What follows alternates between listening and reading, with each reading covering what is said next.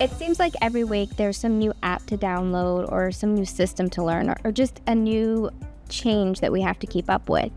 And at first you think to yourself, okay, all right, I'm in. Maybe this will make my life easier.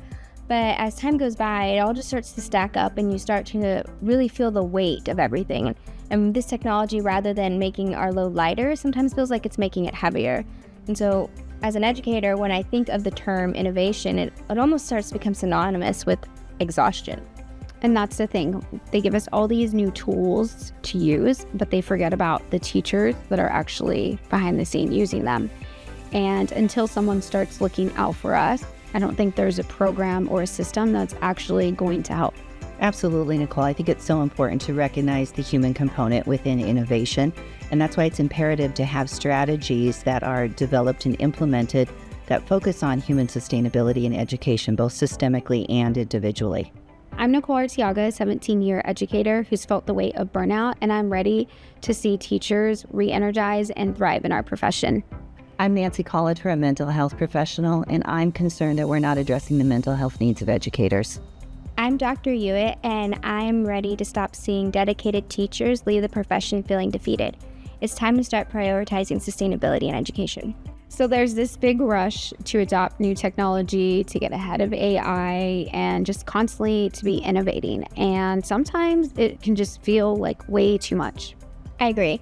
When I think about it, it's like when you're trying to do an update on your phone and you're at 3% battery life. You know you need that update, but every second is draining your battery and you're just hoping that you can make it to the end before everything shuts down. Yeah, absolutely. That's a great example highlighting the crisis within education and specifically how we're failing to care for those who care for others, or at the very least provide them with the tools necessary to be able to care for themselves. And it's so important that educators' emotional health and well-being is front and center because it's paramount to student success. And without such, innovation and educational progress is stagnated. In our book, Teach and Glow, A Modern Educator's Guide to Growth and Transformation, we created a T framework to help support educators. T stands for transform, E, energize, A, affirm. And today we're really focusing on the E, energize. Energize is about clearing out the mental clutter and addressing those obstacles for growth so that we can then protect our energy. And when we're able to do that, teaching is sustainable. And when we're thinking about our online and our hybrid classrooms where these innovations and tools are really starting to run the show, energizing means taking that control back and owning our practice. It's about challenging these limited stories around innovation and really opening ourselves up to new possibilities.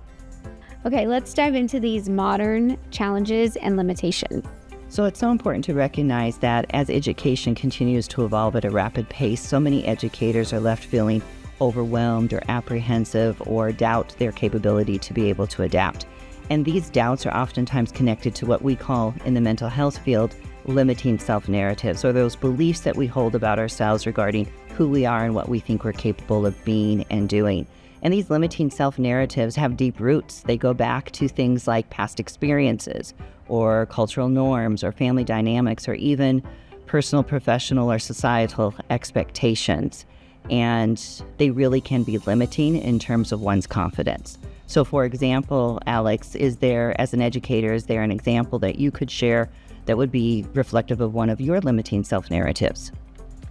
When I think about technology and innovation and some limitations, I automatically go to the 24-hour rule with emailing. So as an educator, I have to respond to students' emails within 24 hours. And for me, it can be exhausting because whether I'm tired or exhausted, I have to get to that email within 24 hours. Exactly. And the interesting thing about that is that quite possibly the limiting self-narrative, the part that's not said out loud, is that if I, as an educator, am somehow not able to meet this expectation, if I'm not able to answer all of these emails or messages within that 24-hour period, even if it's at the expense of my own well-being, that somehow I've failed as an educator, that I'm a failure. And that is just simply not true. It's true. That's something that I felt before we went into these online platforms, right? But now when I'm not meeting that student, when I'm not instantly there for them, I do feel like I'm failing. It's how we go into this autopilot mode. We have new systems, new programs, and we just are so focused on the rules, the things that we must get done, and we lose focus on ourselves, and we just kind of put ourselves to the back burner. And it's interesting too, I think, how all of us to some degree or other have responded to the emergence and evolving of technology and the sense of urgency that has come from all of it, that we must or should be able to respond to every text, every email, every message immediately. And by doing so, we inadvertently take out that space necessary to be able to pause. And that's so important for well-being. But those limiting narratives are tied oftentimes to what I call the language of shoulds, which is something like, I should be able to answer all these emails. I should be doing a better job. I should be more focused or more productive. Or the last one, which says I should be able to do it all perfectly. And so it's no wonder then that we have this growing emergence within the field of education in which educators are feeling increasingly anxious, increasingly stressed, and to some degree at risk of experiencing various levels of burnout. So the real question is, how do we get past this? How do we reclaim our practice? Yeah, with everything being now, like, how do I take the time to energize? It's so important to equip educators with the tools necessary to maintain and sustain their emotional well-being and mental health. And when we talk about the T framework and energize specifically that component, it's important to take those limiting narratives and really rework them in a way so that they're no longer holding us back and that we do have more sustainability.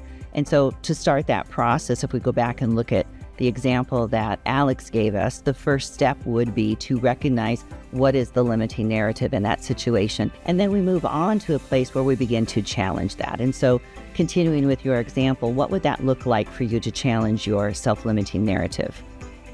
So it's mandatory. I have to do it for the university. I have to respond to those emails in 24 hours, but I'm not sure that I really have to solve all those problems, right? So if I were to challenge that, I would, I guess, say the rule is 24 hours to respond, not 24 hours to resolve. Great job. That's exactly what we're talking about. Recognize, challenge, and reframe. Okay, so are you saying that once we learn how to reframe our limitations, we can begin to make better choices?